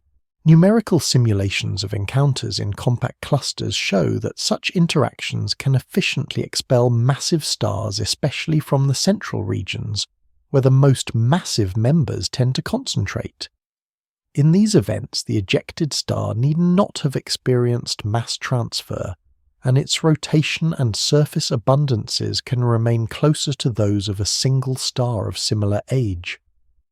Observational surveys of runaway O and B stars indicate that both mechanisms contribute to the overall population, with some samples showing evidence for a bimodal distribution of velocities that can be interpreted as the combined result of binary supernova ejections and dynamical ejections in clusters. In this framework, the properties of an individual runaway are used to evaluate which mechanism is more likely to have operated in its specific history. For Zeta Puppis, several observed characteristics are relevant to this evaluation. The star has a high peculiar space velocity consistent with the definition of a runaway star, and its present trajectory points away from the galactic region that contains several young associations and clusters in the Zeta Puppis sector. Studies that reconstruct its motion backward in time through a model of the galactic potential, using proper motion radial velocity and parallax, have identified the Trumpler-10 association as a possible birthplace. In these models, the path of Zeta Puppis passes within a few tens of light years of the present position of Trumpler 10, roughly 1 to 2 million years ago, which is compatible with an ejection event in that region at that epoch. However, the age of Trumpler 10 inferred from its main sequence turnoff is significantly larger than the age estimated for Zeta Puppis, from its spectral type and evolutionary position, so there is a tension between the kinematic reconstruction and the age estimates. In addition, internal uncertainties in the distance and velocity of both the star and the association propagate into the reconstructed encounter parameters, so the identification of Trumpler 10 as a parent group remains model-dependent. A second line of evidence comes from the internal properties of Zeta Puppis itself. The star rotates rapidly with a projected equatorial velocity well above 200 km per second, and a rotation period near 1 3/4 days, and its surface abundances show enhanced helium and nitrogen and depleted carbon and oxygen relative to a standard composition. These features are naturally produced in binary evolution calculations, in which a star gains mass and angular momentum from a companion and experiences mixing between the core and the envelope.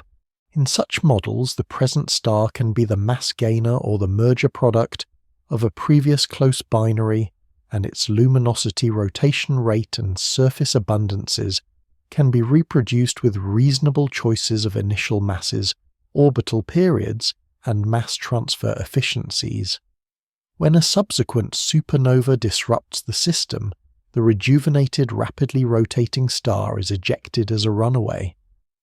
Applications of this framework to Zeta Puppis show that binary interaction followed by supernova ejection is capable of matching the observed combination of high rotation chemical enrichment and runaway kinematics for plausible initial conditions, whereas single-star models without interaction have difficulty reproducing all these features simultaneously at the current distance and luminosity. Kinematic studies that combine the motion of Zeta Puppis with models of the Gum Nebula and the distribution of young neutron stars in the region have considered whether a specific supernova event and compact remnant can be linked to the ejection. Some analyses propose that a supernova associated with the formation of structures in the Gum Nebula or with a young neutron star could have been the event that disrupted the progenitor binary and accelerated Zeta Puppis. These proposals remain tentative because the distances, ages, and trajectories of the candidate remnants and of the star must be matched within their uncertainties, and in several cases the inferred parameters do not align within a narrow range. searches for an existing bound luminous companion to Zeta Puppis have not found convincing evidence for binarity in its present configuration. High-resolution spectroscopy and interferometry reveal no large radial velocity shifts or clear signs of a second luminous star consistent with the idea that any initial companion has either been destroyed in a supernova or merged with the present star. This observational status supports scenarios in which the current object is effectively single, but has a history involving one or more past companions.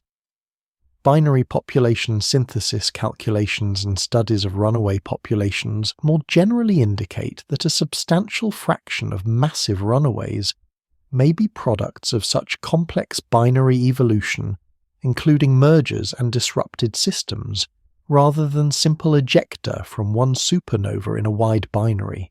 In this context, Zeta Puppis is treated as a nearby example of a massive runaway star whose high space velocity, rapid rotation, and chemical enrichment are most consistently explained by a history that includes binary interaction and likely supernova ejection, with the detailed identity of its parent association and the exact parameters of the ejection event remaining topics of ongoing quantitative modelling. In current analyses, Zeta Puppis is treated as a very massive hot star that is still in or close to the phase where hydrogen fusion in its core supplies most of its luminosity. Atmosphere and evolution models that adopt a distance of a few hundred parsecs and fit the observed effective temperature.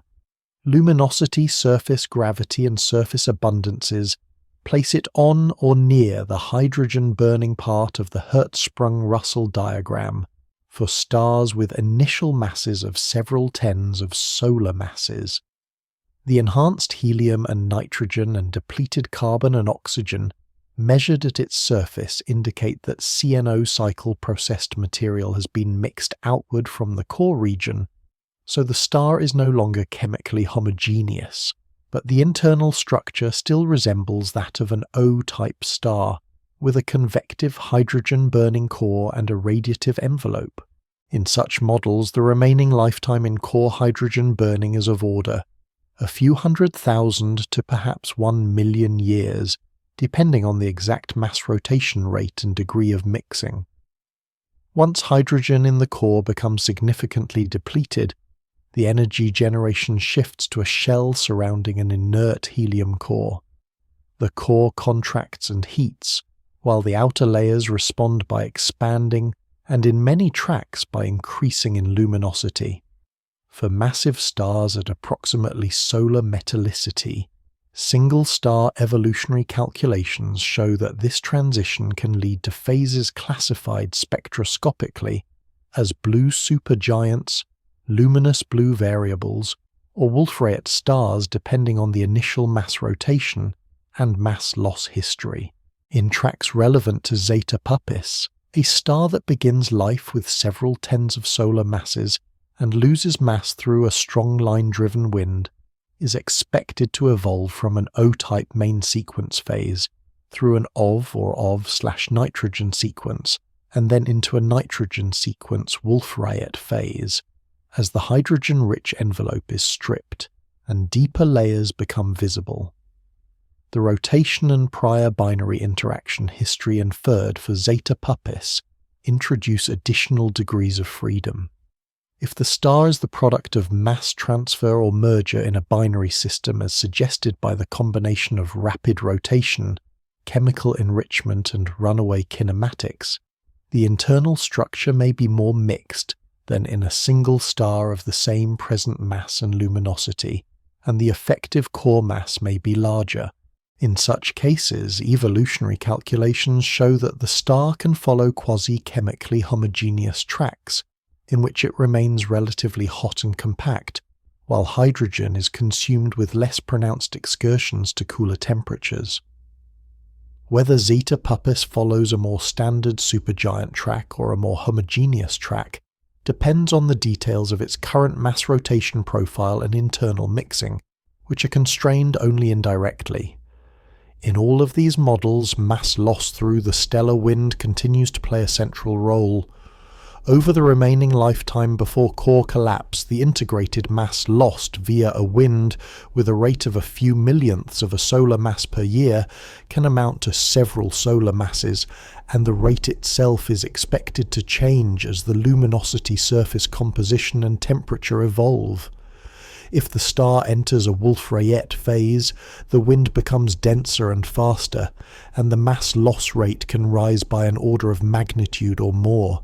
This further reduces the mass of the hydrogen-rich envelope, and can expose helium-rich, or even carbon and oxygen-rich layers depending on how far evolution proceeds before core collapse. The late nuclear burning stages in the core follow the standard sequence for massive stars. After core hydrogen exhaustion, helium burning in the core fuses helium into carbon and oxygen over a timescale of several 100,000 years, while hydrogen continues to burn in a shell. After helium exhaustion, successive stages of core carbon, neon, oxygen and silicon burning occur, each at higher central temperatures and densities, and on progressively shorter timescales, down to timescales of years for carbon burning and days for silicon burning in the most massive models. These advanced burning stages are highly stratified with nested shells where different elements undergo fusion. They are described by stellar evolution codes but are not directly observable in individual stars like Zeta Puppis. Their presence is inferred from theoretical calculations that match the earlier evolutionary stages and from observations of supernova progenitors and remnants. Once the core is built up an ion group composition, further fusion becomes energetically unfavorable. The core then becomes unstable and contracts on a dynamical timescale, leading to core collapse. The outcome of core collapse for a star in the mass range relevant to Zeta Puppis depends on the core mass, the envelope mass rotation, and possible magnetic fields. In models where the star has lost most of its hydrogen-rich envelope and possibly part of its helium layer before collapse, the explosion is predicted to appear as a stripped envelope core collapse supernova, classified observationally as type Ib or type Ik, depending on whether helium lines are present in the spectrum. If a more extended hydrogen-rich envelope remains at the time of collapse, the event would instead be classified as a type II supernova with subclasses determined by the detailed structure of the envelope. The compact remnant left by the collapse is expected to be either a neutron star or a black hole. For progenitors with initial masses of several tens of solar masses at solar metallicity, many evolution and explosion models favor black hole formation for the higher mass cases and neutron star formation for somewhat lower masses, but the boundary between these regimes is not sharp and depends on the treatment of mass loss mixing and the physics of the explosion. Observationally, both neutron stars and stellar mass black holes are known to originate from massive stars in this mass range. In some models, a substantial fraction of the stellar material falls back onto the compact remnant, reducing the kinetic energy of the ejector and making the explosion less luminous, while in others, a more energetic explosion ejects most of the envelope.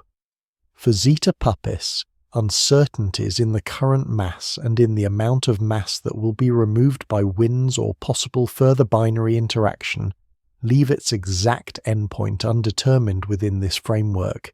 The consensus from present models can be summarized by stating that a star with the observed properties of Zeta Puppis is expected to continue to lose mass through a strong radiation-driven wind, to evolve through post-main sequence phases in which helium and heavier elements are fused in the core, and finally to undergo core collapse that produces either a neutron star or a black hole, and ejects processed material into the surrounding interstellar medium, with the detailed observational appearance of the terminal event determined by the remaining envelope structure and core mass at the time of collapse. In models of the Milky Way interstellar medium, Stars with the mass, luminosity and wind properties of Zeta Puppis are treated as important sources of energy momentum and chemically processed material that influence their surroundings over a broad range of spatial and temporal scales. The radiation field of Zeta Puppis extends far beyond the immediate vicinity of the star and maintains large volumes of gas in an ionized state. Ultraviolet photons with energies above the hydrogen ionization threshold are emitted at a rate of roughly 10 to the 48 to 10 to the 49 photons per second in a typical O4 supergiant, and this flux is sufficient to sustain an ionized region with a radius of tens of light years in gas of average density in the galactic disk. In the case of Zeta Puppis, which resides inside the extended Gum Nebula complex, its radiation contributes to the ionization and heating of the diffuse gas in combination with the output of other massive stars such as Gamma Velorum. Within this environment, the ionizing photons not only maintain hydrogen in an ionized state, but also affect the ionization balance of heavier elements, altering cooling rates and line emission properties.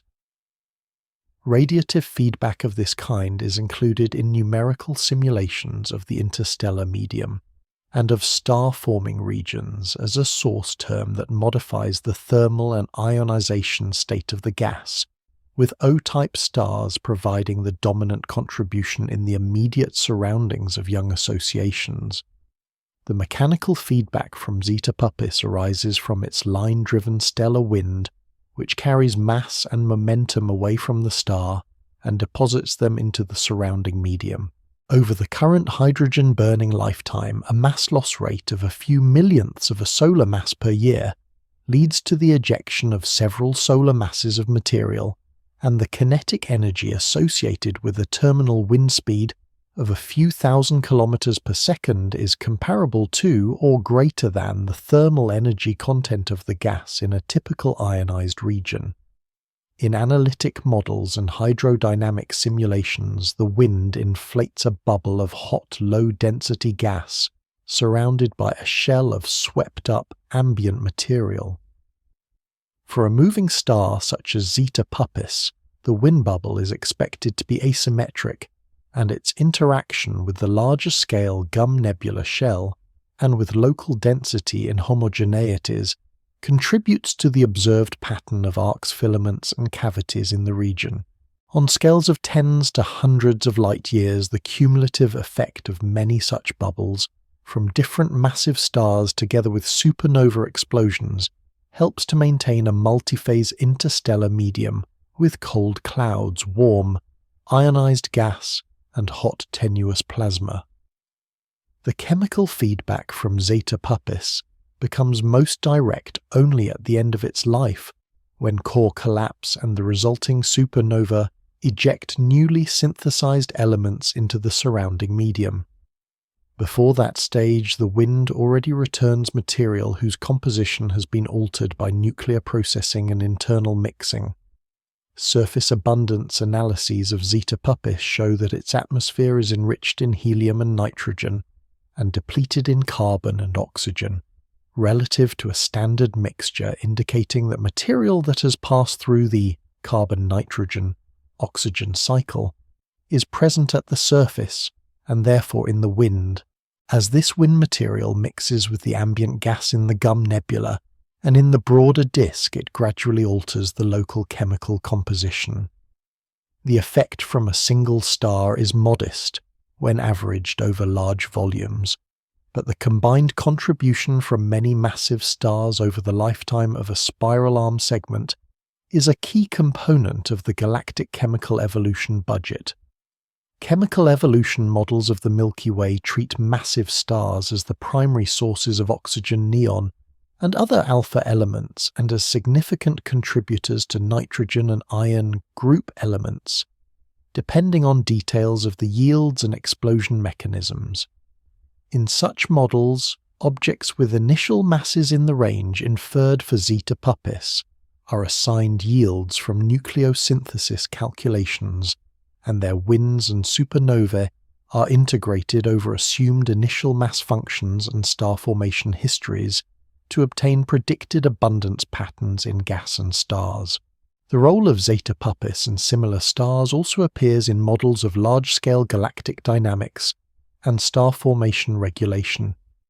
In these models, energy injection from massive stars drives turbulence in the interstellar medium, helps to support the gas layer against vertical collapse, and can either trigger or suppress further star formation by compressing or dispersing clouds.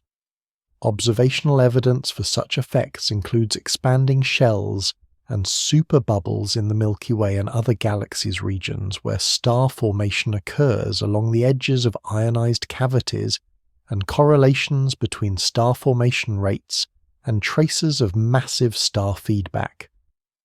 The Gum Nebula region around Zeta Puppis and Gamma Velorum is one example in which a large ionized structure encloses smaller star-forming sites and molecular clouds, suggesting a history in which multiple generations of massive stars have injected energy and restructured the gas.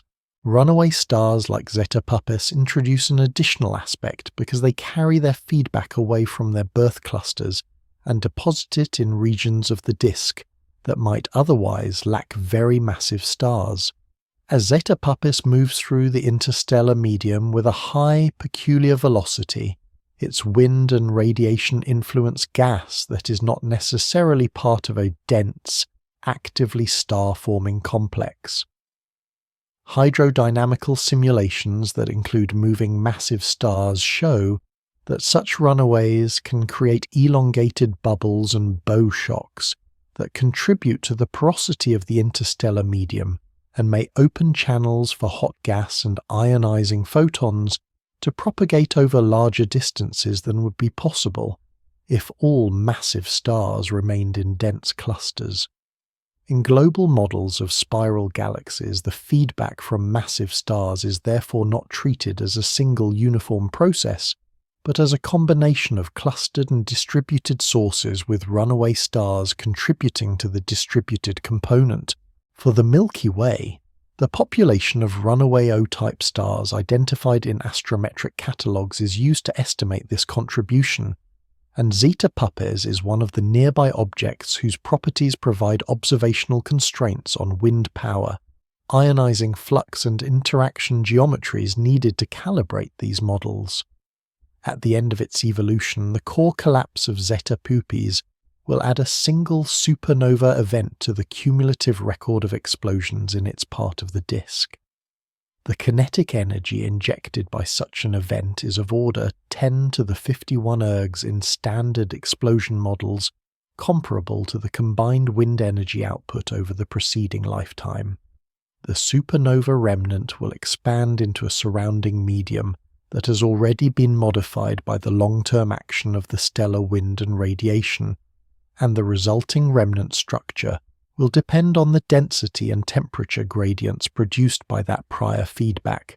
The compact remnant, either a neutron star or a black hole, will contribute to the population of collapsed objects in the galaxy, while the ejector will mix with the existing gas and participate in future star formation. In summary, within the framework of galactic astrophysics, Zeta Puppis is one representative of the class of massive O-type stars whose radiation winds and eventual core collapse are central ingredients in models of the structure dynamics, thermodynamics, and chemical evolution of the interstellar medium in spiral galaxies.